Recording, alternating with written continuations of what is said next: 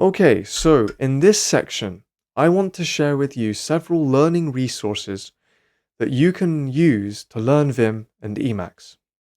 All of these I've used myself, and so I can say that they have been extremely beneficial for me, and so hopefully they can be extremely beneficial for you.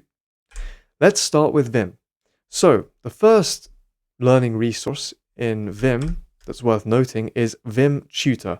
If you've installed Vim correctly, you should have this command available to you in your terminal. So Vim Tutor. It opens a bare bones Vim, so without any configuration you might have added yourself, but it also opens this text file, which takes you through all of the basic features of Vim in a very concise, lesson by lesson sort of way. So in this welcome screen, if I zoom out a bit, you can see it's like one page, and if I go down with J, which is the first thing it tells you to do at the bottom, I can scroll to the next section, which is about moving the cursor. Then I can go down to the bit about exiting Vim. Then I can go down more to text deletion, and then soon after you can also go down to the bit where it explains sort of scrolling, and so you can scroll down using Control U and Control D. Scroll up with Control U and scroll down with Control D to move around a lot faster, etc., etc. It just takes you through all the basic parts of Vim in a very concise way. It says it should take around 30 minutes. I think that's a very big underestimation. But, I mean, okay, maybe it takes 30 minutes to read, but it takes a lot longer to practice and get used to these key bindings. But anyway, that's the first resource, and it should be there available to you by default.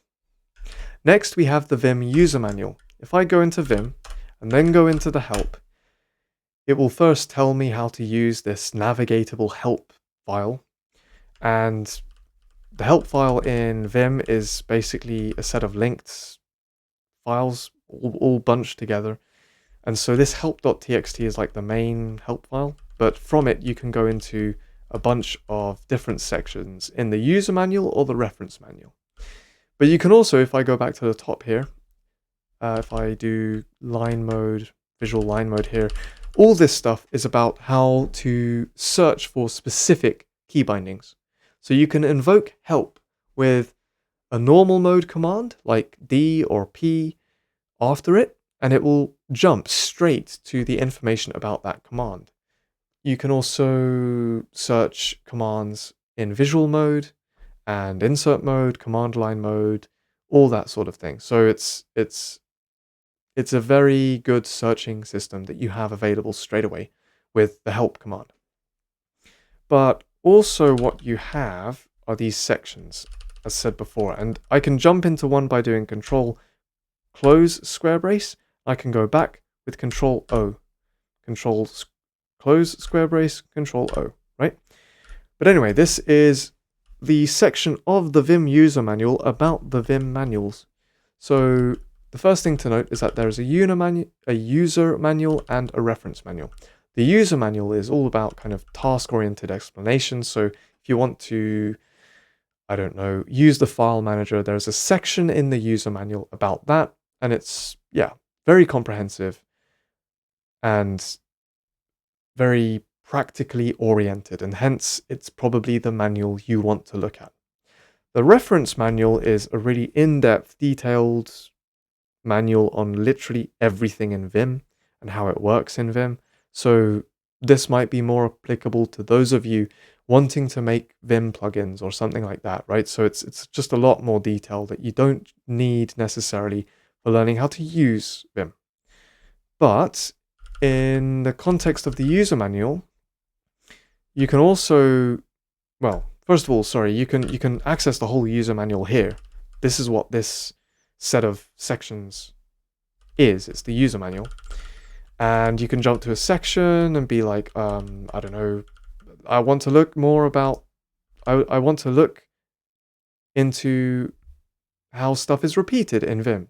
So I can do Control close square brace here and jump into that section and scroll down, and it's got all the info there.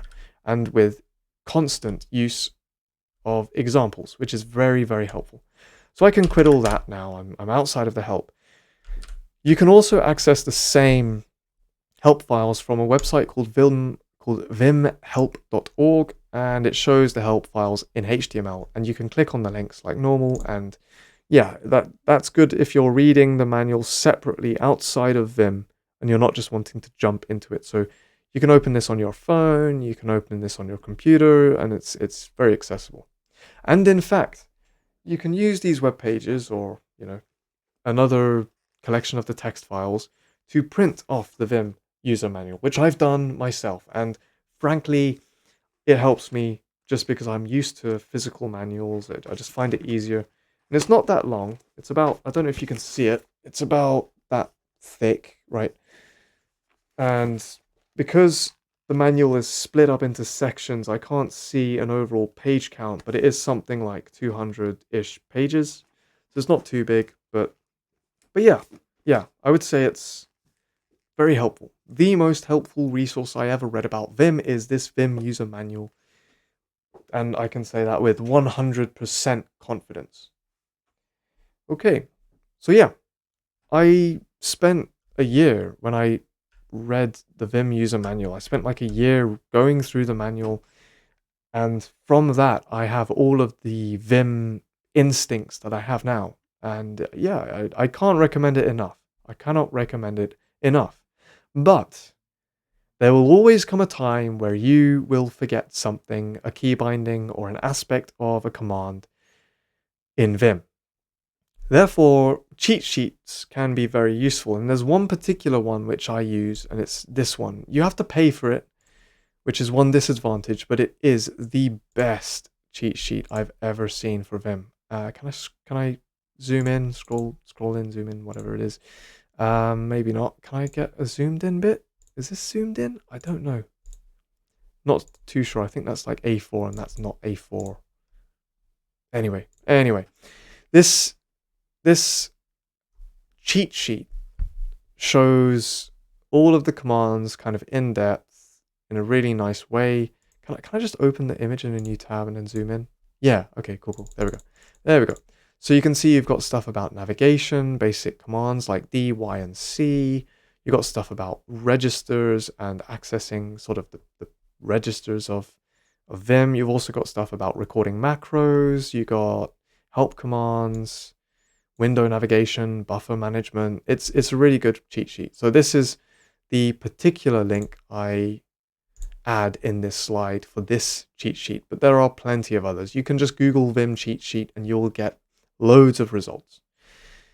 Okay, so that's Vim. I mean, these are the main resources I used. I think I started off with Vim Tutor, and then, as said, I spent like a year in the Vim manual.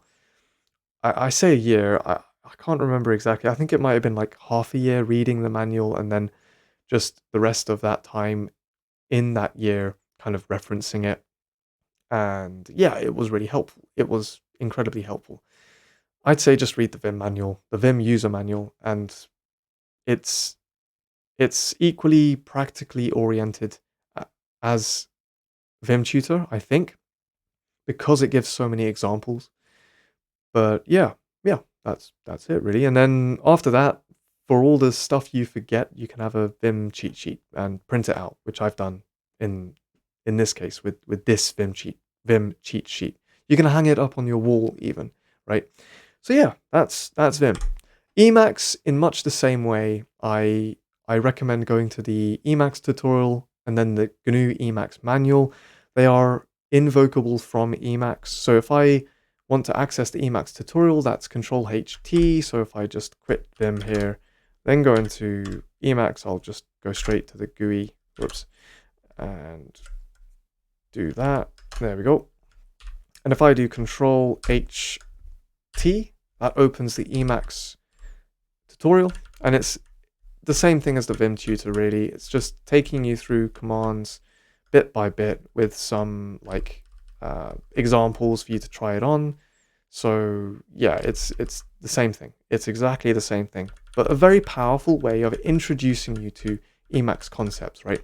So yeah, that's that. I can exit that buffer now, save my position in the tutorial. It's asking me there at the bottom. I'll say no. I don't want to save. Okay, good. So here we are. The GNU Emacs Manual now you can access with Control-HR. It's a bit of a weird one. I don't usually access it through Emacs that often, but Control-HR, and I can read like a bunch of Emacs manuals, and I can just press enter to go into like Emacs manual entries. But the thing is, it's a bit of a weird one. I don't know if this is the GNU Emacs manual or if it's just the main sort of menu of all the manuals. But anyway, I could be wrong. I think it is just the Emacs manual. Hang on. Emacs return visits the Emacs manual. Okay, let's try that. Menu item, Emacs.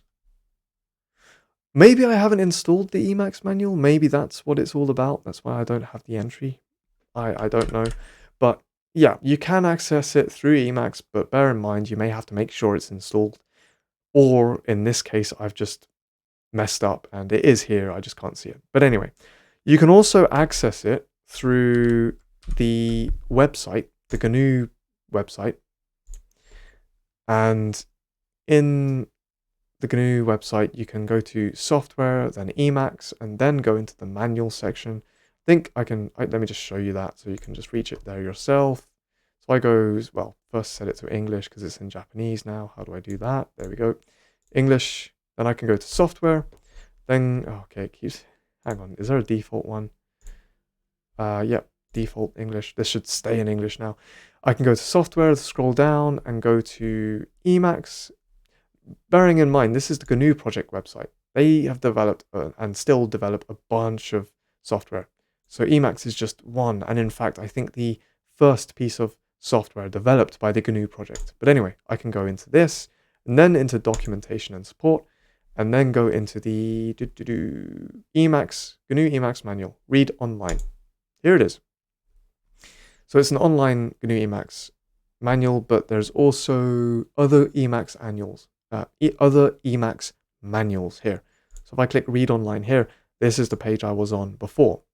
You have access to the Emacs manual, also the Emacs Lisp reference manual, also an introduction to programming in Emacs Lisp, a FAQ thing, and reference cards. These are like your cheat sheets, but I think I touch on that later. But anyway, you can open the GNU Emacs manual and open it, let's say, in one big HTML file.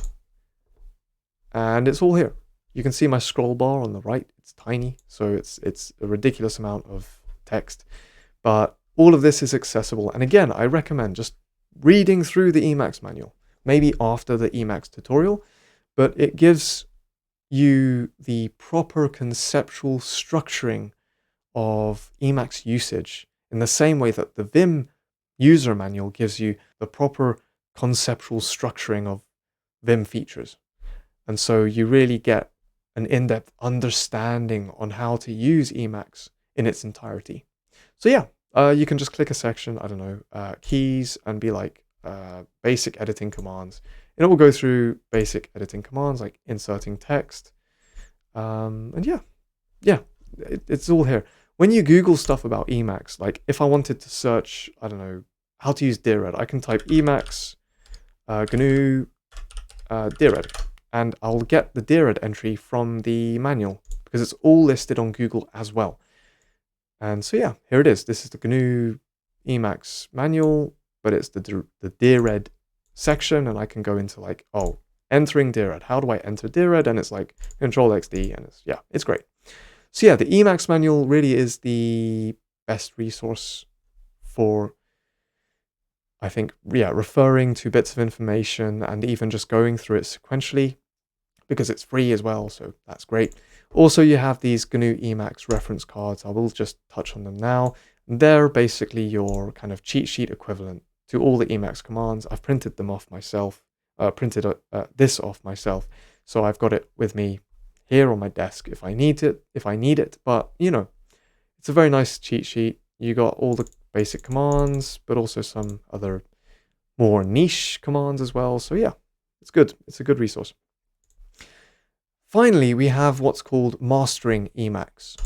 This is a paid ebook, and I think it is the best resource, paid resource, to learn about Emacs. I said before, like, the GNU Emacs Manual is the best thing in the world. I'd say it's the best thing that is free, but this, I think, is the best thing if you're willing to pay for it. It is not cheap. I think it's like, how many dollars? Is it like $30 or $40 or something? But it is compiled by a team of people that know Emacs from the inside out. You will be learning about all the things you might have had to dig through the whole GNU Emacs manual for, right there in front of you on the page in an accessible way. And so you get an idea of a lot of what would be considered the hidden functionality of Emacs, but in a way that you just learn it straight away. And that's really helpful because you don't have to spend years being like, oh no, it doesn't have this feature, only to learn that it had this feature from the beginning and you just didn't know about it. And I think for those sort of things, this manual, this ebook is really, really useful. But yeah, you can read a free sample. Oh, you have to put your email address in, but yeah, you can read a full sample there from this website here. Good, those are all the learning resources for Vim and Emacs that I wanted to share with you, but I think they are incredibly useful, and they still are to me now. I still use them when I've forgotten stuff, which inevitably happens. That Vim manual that I printed off, I always go to, and the Emacs manual I always go to really mainly from Google. And the Mastering Emacs ebook I've gone through sequentially, and I haven't completed it, but yeah, it's just a really good resource to go through front to back to learn Emacs in depth. And yeah, that's it. So I hope you enjoyed this section, but first and foremost, I hope you can now have an idea of where to go to learn more about Emacs and Vim, especially if you're thinking about using these two pieces of software. So yeah, thank you very much for watching, and I hope you join me for the next and final section.